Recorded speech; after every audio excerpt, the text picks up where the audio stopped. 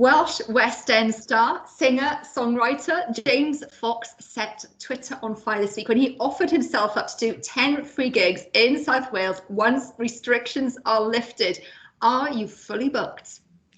Pretty much, yeah. The response was fantastic. You know, the worry with Twitter, you put something like that out and you don't get any replies. You know, that would have been embarrassing. But no, it was a lot of clubs and pubs got in touch. A lot of venues got in touch. So yes, we're just going through everything now with each individual venue to try and plug things in as and when the restrictions are lifted, as you say. You're a bar guide boy. So coming back to your old stomping ground. Yeah, that'll definitely be on the list. You know, if not one, maybe two in my hometown would be nice. You know, it's always nice to bring music back there, and especially after what everyone's been through. You know, it would be maybe that'd be the opening and the closing night, and some others in between. That'd be nice. Like everyone else in the entertainment industry, things dried up pretty much overnight. How have you coped during the pandemic? Yeah, no, it's been a tough one. I had a lot of gigs, a lot of work booked. You know, pretty much a solid year, and you know, into this year as well. But I guess in some ways, because we were all forced to stop, I'm very lucky I have the studio here in my flat. So I just sort of buckled down and did a whole album, probably something I wouldn't have done for a while. So I wrote and produced 12 songs here and released that in February this year. So that was the only good thing that came out of the pandemic, obviously. But yeah, I don't think it's something I would have done had it not been for that. So yeah, to get an album done was fantastic. It's the only thing we could do. You know, that's all we had left was the creative process because gigs had dried up. So yeah, I'm happy to get that out. We're back in the meeting. Technology's playing with us, but we love it. So after that slight pause and delay, you have a new single coming out April 16th.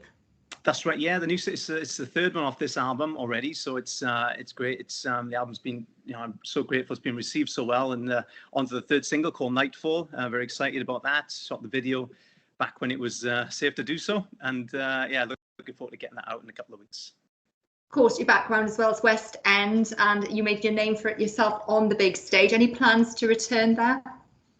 To be honest, I was very grateful the West End and Broadway gigs. You know, I got to play my idols, Billy Joel, Paul McCartney on Broadway and the West End. But that's something that kind of took 10 years away from my singer-songwriter sort of recording career. So I've parked that up for a minute. You know, never say never. But right now it's all focused on the album, new music, and back to my roots where I started, really, of you know, singing with the guitar and the piano and getting my own music out there again.